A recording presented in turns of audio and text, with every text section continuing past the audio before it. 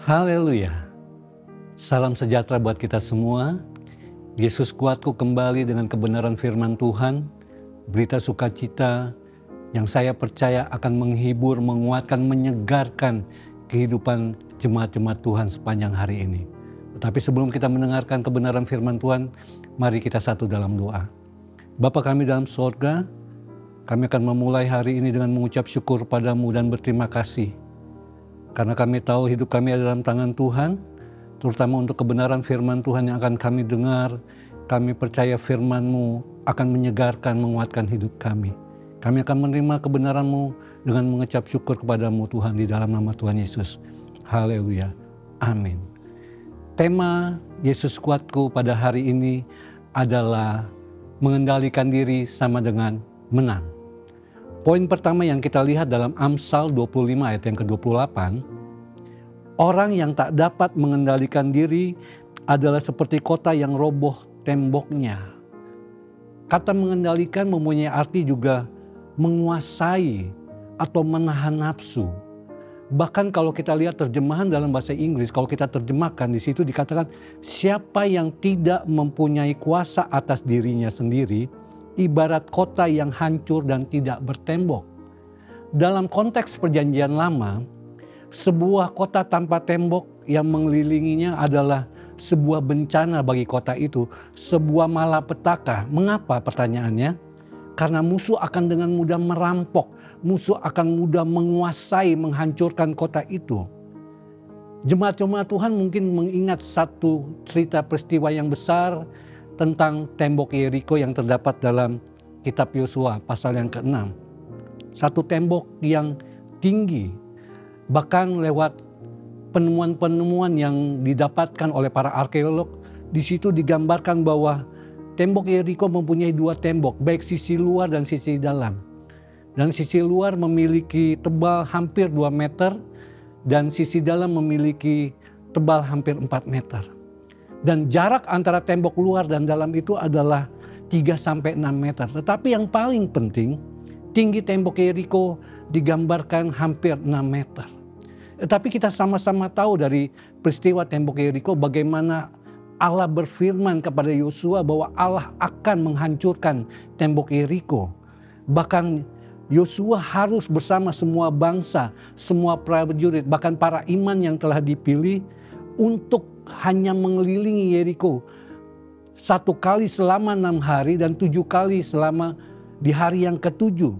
Dan kalau kita lihat dalam Yosua pasal yang ke-6 di ayat yang ke-10, satu perintah yang Yosua berikan kepada bangsa Israel pada saat itu dikatakan, janganlah bersorak, janganlah memperdengarkan suaramu, sepatah kata pun jangan keluar dari mulutmu.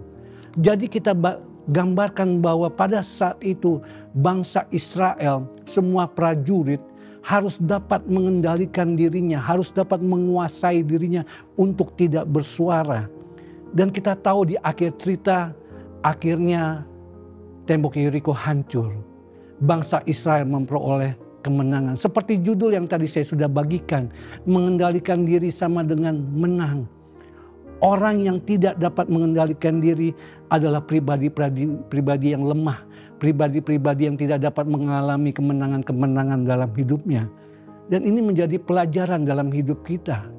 Bagaimana kita harus dapat menguasai, bagaimana kita harus mempunyai kuasa atas diri kita. Bahkan kalau kita mundur dalam Amsal 16 ayat yang ke-32, firman Tuhan berkata orang yang sabar melebihi seorang pahlawan. Orang yang menguasai dirinya melebihi orang yang merebut kota. Orang yang dapat menguasai, orang yang dapat mengendalikan dirinya, dia lebih dari seorang pahlawan. Gambaran Yosua harus dapat mengendalikan para rakyatnya dalam bangsa Israel untuk mereka diam, tidak berkata sepatah kata pun di saat Tuhan memerintah untuk mereka mengelilingi tembok Yeriko. Itu satu hal yang menjadi hal yang sangat susah. Tetapi kita melihat bahwa ada janji Tuhan, bagaimana Tuhan memberikan kemenangan di saat kita dapat mengendalikan diri kita.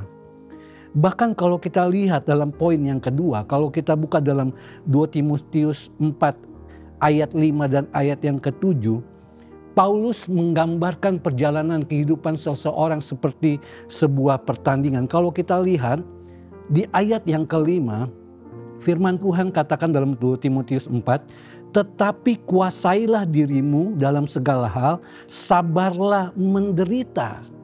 Kita melihat di ayat yang kelima, ada 2 hal yang Paulus ajarkan untuk kita menguasai diri kita. Menguasai artinya untuk kita dapat tenang.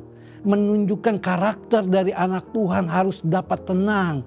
Di saat kita dapat tenang, kita dapat menguasai, kita dapat melihat setiap masalah, tantangan, pencobaan dengan benar. Bahkan dilanjutkan, tidak hanya menguasai, sabarlah menderita. Kata sabar artinya memikul. Kita ingat satu ayat yang terkenal, pikul aku yang kupasang kepadamu dan belajarlah dari aku. Di saat kita tenang, kita dapat memikul setiap penderitaan yang Tuhan izinkan dalam kehidupan kita sampai kita dapat kemenangan yang Tuhan berikan. Bahkan Paulus kembali menegaskan dalam 1 Korintus pasal yang ke-9, aku melatih tubuhku. Kata melatih menunjukkan mendisiplinkan diri dan menguasainya. Tidak hanya melatih tetapi juga menguasai. Dalam terjemahan lain dikatakan, aku membiarkan badanku digembleng dengan keras. Kita ada saat untuk belajar menjadi tenang, untuk menguasai diri kita, kita sedang belajar dengan sangat keras. Tidak mudah untuk orang dapat diam dalam hitungan menit untuk menjadi pendengar yang baik. Tetapi belajarlah dari kebenaran firman Tuhan, bahwa ada kemenangan-kemenangan yang Tuhan berikan di saat kita dapat menguasai diri kita, di saat kita dapat tenang dalam menghadapi setiap masalah, kita dapat sabar karena Tuhan memberikan kemenangan dalam hidup kita. Bahkan selanjutnya di ayat yang ke-7 dalam 2 Timotius pasal yang ke-4, aku telah mengakhiri pertandingan yang baik. Inilah kemenangan yang Tuhan berikan di saat Paulus menguasai, mendisiplinkan dirinya. Dia akhirnya dapat mengakhiri pertandingan kehidupan dengan baik. Mengakhiri, menyelesaikan. Tidak hanya menyelesaikan, di situ dikatakan mencapai garis akhir. Dan aku telah memelihara iman. Memelihara artinya menjaga. Di saat kita dapat tenang, di saat kita dapat mendisiplinkan diri kita. Tujuannya untuk apa? Untuk kita dapat mempertahankan, menjaga iman kita sampai pertandingan kehidupan.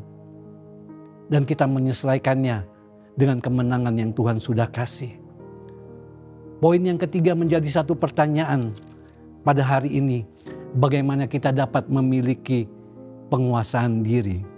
Kita mundur tetap dalam 2 Timotius, tapi pasal yang ketiga di ayat yang ke-16. Firman Tuhan katakan, segala tulisan yang diilhamkan Allah memang bermanfaat untuk mengajar, untuk menyatakan kesalahan, untuk memperbaiki kelakuan, untuk mendidik. Bagaimana kita dapat menguasai diri kita sesuai dengan kebenaran firman Tuhan? Jadikanlah firman Tuhan, jadikanlah tulisan yang diilhamkan Allah yang terdapat di dalam Alkitab sebagai pagar, sebagai tembok yang mengelilingi perjalanan, pertandingan kehidupan kita. Karena ingat, firman Tuhan katakan bermanfaat. Firman Tuhan katakan mendidik. Kita dididik dalam perjalanan kehidupan ini untuk mencapai kemenangan-kemenangan bersama dengan Tuhan. Dan ayat yang terakhir dikatakan Galatia 5 ayat 23, penuh dengan Roh Kudus. Karena salah satu buah roh adalah penguasaan diri. Saya percaya kebenaran firman Tuhan yang sudah kita dengar akan memberkati kita semua sepanjang hari ini. Kita akhiri dengan kita menutup di dalam doa. Bapa kami dalam sorga, di dalam nama Tuhan Yesus, kami mengucap syukur dengan kebenaran firman Tuhan yang kami dengar. Tidak hanya menjadi pendengar tetapi menjadi pelaku dari ayat-ayat yang sudah kami dengar. Kami belajar dari kehidupan Yosua yang taat, tetapi dia dapat memperoleh kemenangan dengan menghancurkan Yeriko. Kami percaya ayat-ayat ini juga memberkati kehidupan para jemaat sepanjang hari ini, menguatkan, menyegarkan. Dan kami tahu kehidupan di akhir kehidupan kami akan memperoleh kemenangan bersama Tuhan. Terima kasih Tuhan. Di dalam nama Tuhan Yesus kami telah berdoa. Haleluya. Amin. Bersama Yesus aku kuat.